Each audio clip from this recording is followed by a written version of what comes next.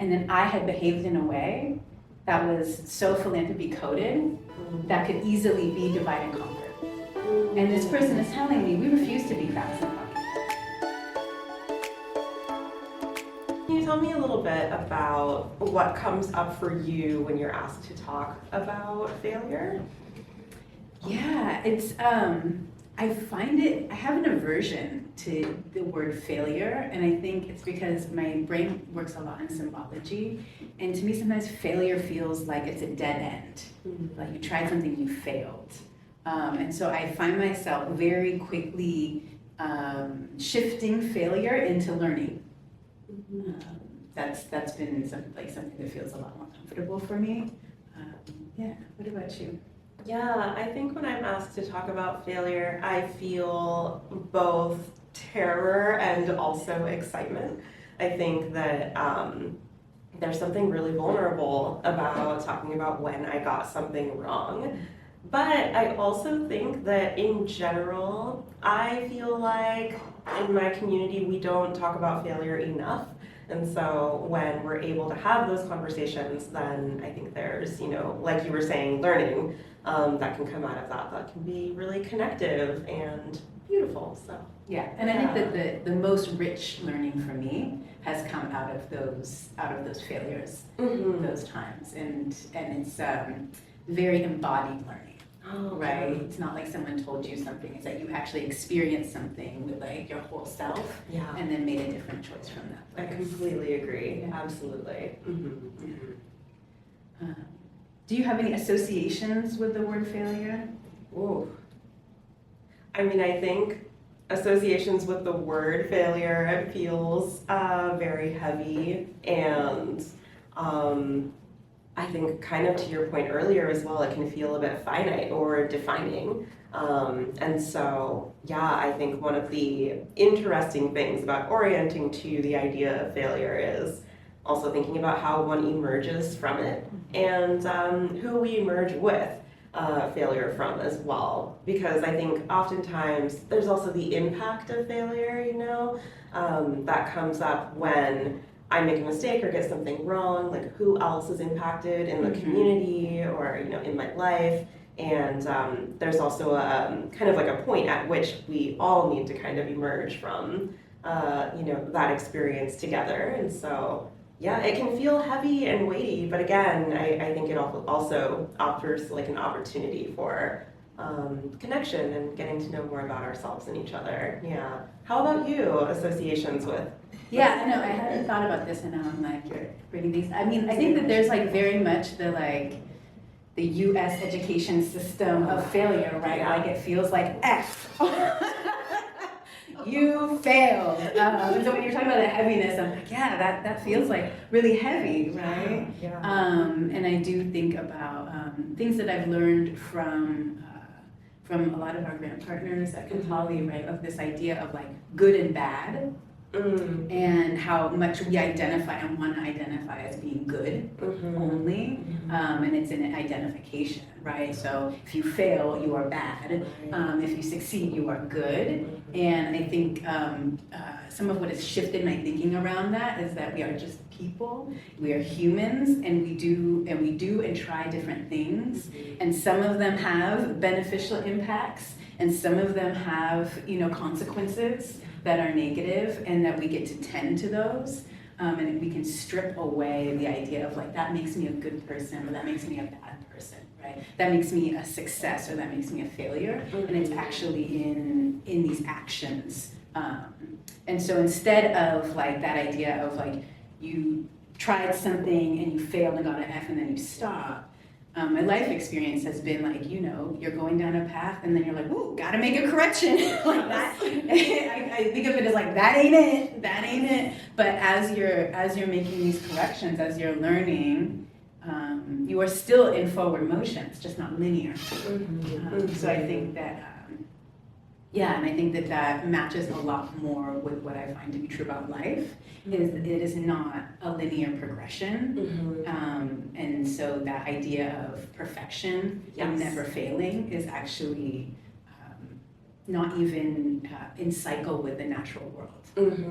Yeah, no, definitely. And I was thinking as you were sharing that about, perfection, and how I think there is kind of like an orientation toward perfection or perfectionistic thinking, particularly like in the sector of philanthropy, where it's kind of like we have a strategy, we have to get this thing right, we have to be, well organized, or beyond reproach is like something that we've heard in the past. But it's also what it does is that it like closes off our opportunity to like live into the full humanity with which we could, especially in relationship with our grantee partners, but I think also with each other as we're working together to do the work of moving resources, of supporting movements that are either like emergent or growing and shifting and changing and having learnings of their own. If we're doing that coming from a place of rigidity around how we are allowed to show up on that good or bad binary, it's actually quite a disservice in the end to the entire ecosystem, and most of all to ourselves and each other. And so, yeah, that was really resonant, what you were sharing about like perfection, and failure is an opportunity to kind of push against, I think, that way of thinking and approaching the work.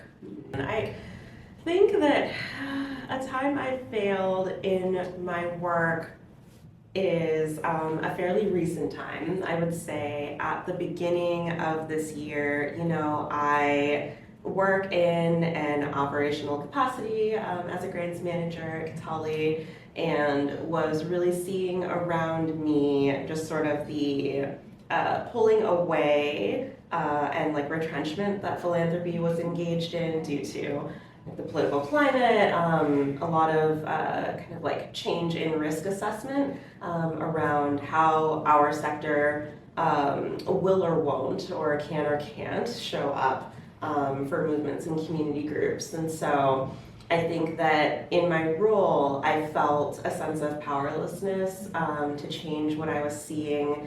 And also, and maybe this is an aside, but at the same time, there's this sort of gravitation towards things like artificial intelligence or like generative AI, which have a lot of really challenging and devastating implications for partners like the ones that we work with.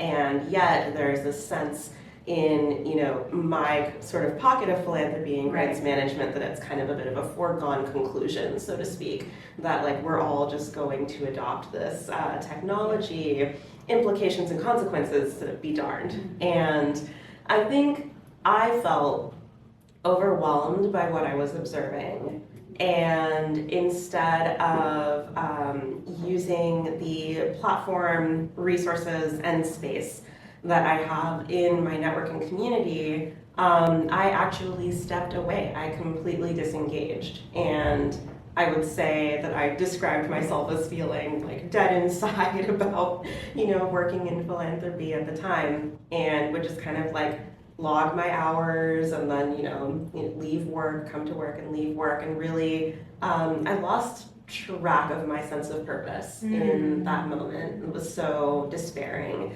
And I've been thinking about, why or how this feels like a failure to me. And I think there are opportunities in life where one either gets to show up and make a choice. And that choice can be to do something or to not do something. And I think that what I'm realizing is that for the earlier months of this year, I made a choice to not engage and to disengage. And that was very much still a choice with impacts and consequences, both on the sector, but then also I think about like the ecosystem of social movements as a whole. A quick example that I'll give is that I was sitting in a room with a group of funders where we were talking about AI, and there was kind of like this undercurrent of an assumption that, it's basically we're all going to use it, it's inevitable, everyone get on board, ecological devastation or community devastation is, kind of like ancillary. And one very courageous young person asked the question and said, well, is it really, a foregone conclusion, or could we make a different choice? Yeah. And everyone in the room kind of looked at each other, looked at them, and gave this person kind of like an oh honey smile, and was just like, no, like this is the future, get on board.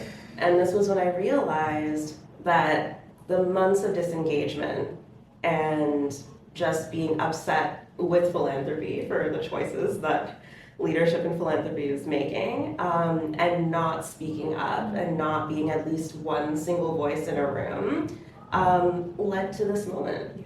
And I think that, that really sits with me as both a consequence for the sector, but then also what does this mean for movements and communities? Like, will our sector be able to have their back?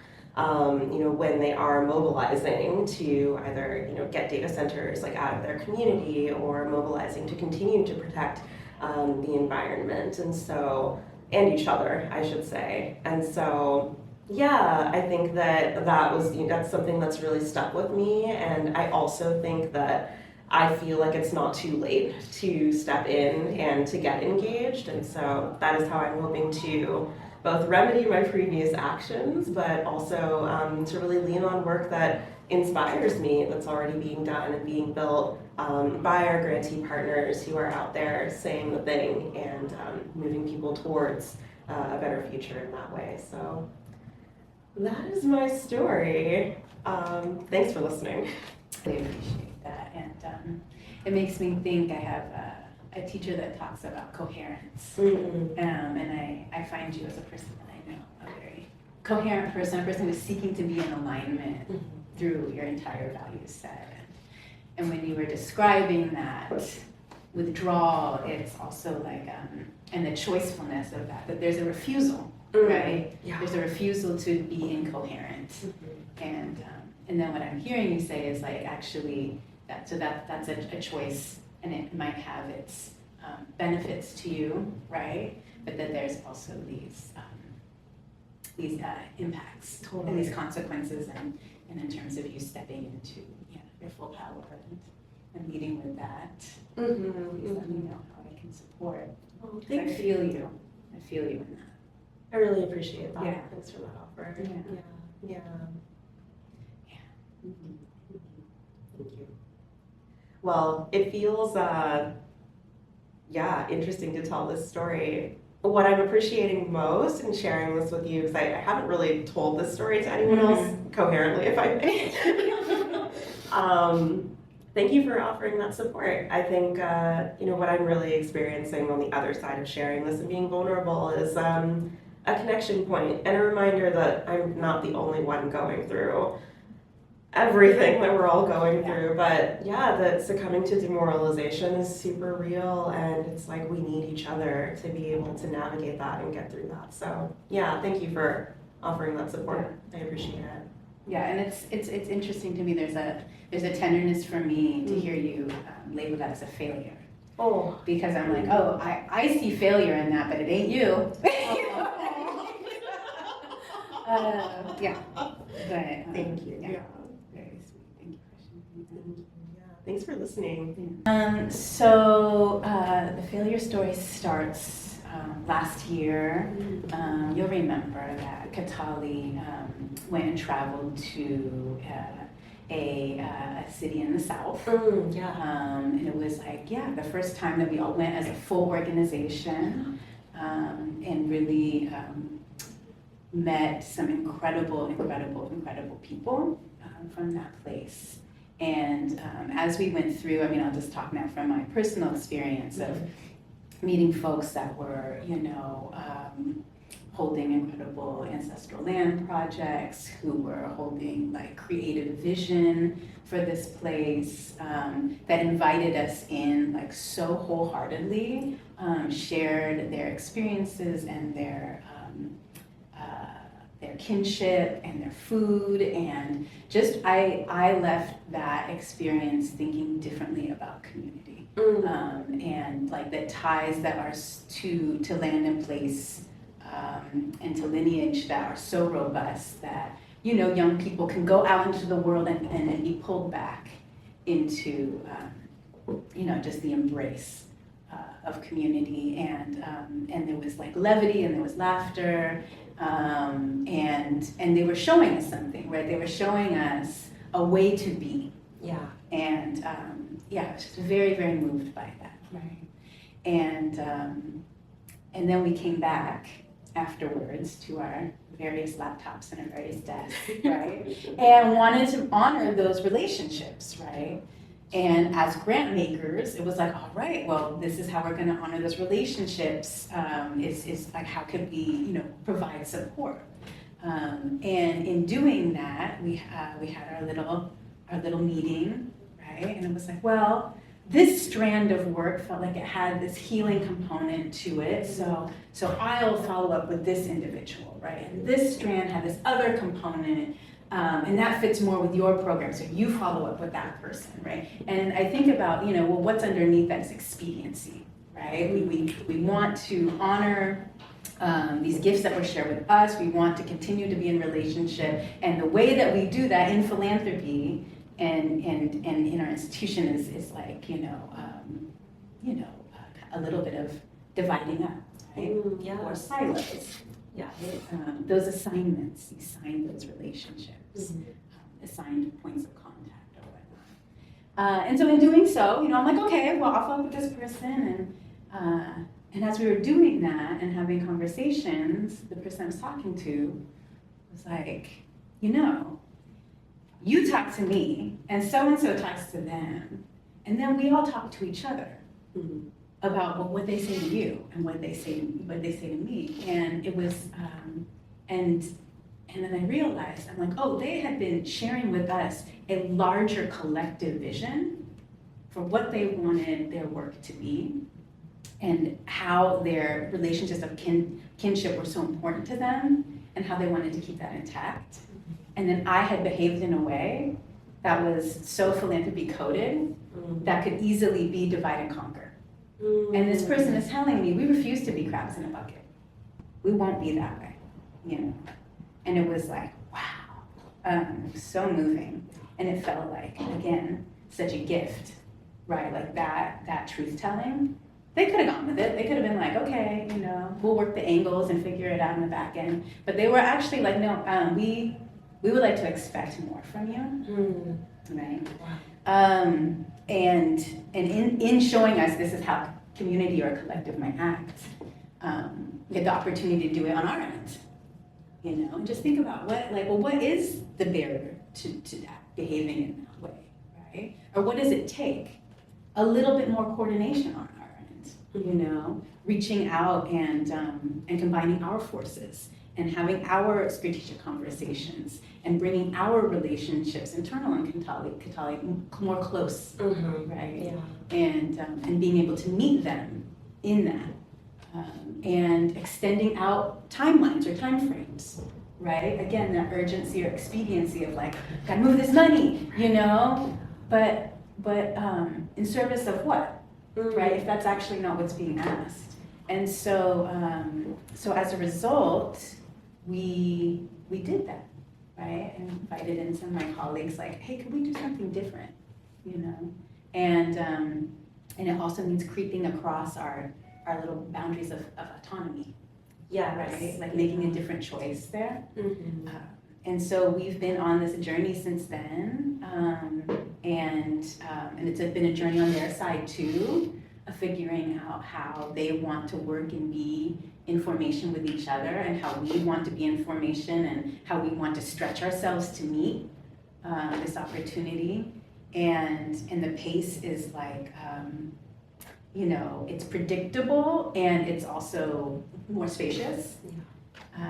And so I feel really proud of that. It's like one of the things I feel like the most proud of, I think. And I just feel so grateful to have received that kind of like real-time truth-telling feedback correction of like, this is how you're moving, and you don't see yourself that way, but like, this is how it's being experienced. Yeah. Wow, absolutely. Thank you so much for sharing. How does it feel to share that story? I mean, it feels good in the sense that, like, I mean, as an individual, like, I'm Scorpio. Okay.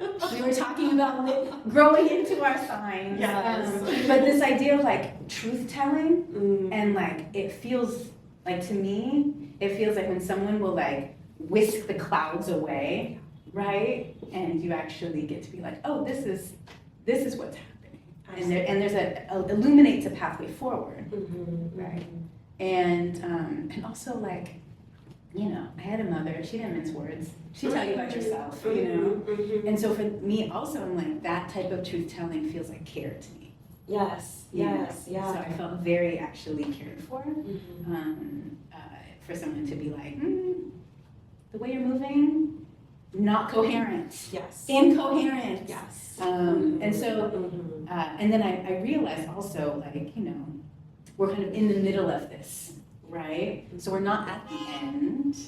And it speaks also to this, like, this question about why is it important to talk about failure? Mm-hmm. Because this has been very alive for me at Kataly, like, kind of proceeded over, like, building something and now, like laying it to rest. Yeah. Is when do you talk about what you're learning? If everything is so developmental, and we are trained to like get over the hump and then look backwards and then put a bow on everything and be like, oh yeah, that was great that we did that. So in the middle was like, it's a mess. Yeah. You know, a little bit. So it does, yeah, like there's a vulnerability, I think, sometimes in sharing something that feels like maybe too early to say, right? Like I can't, you know, in that binary of success and failure, like we don't know what will happen, but just in that ability to pivot, it feels good. I think that felt good. Absolutely, yeah. Your choicefulness, right? To make a different choice. Absolutely.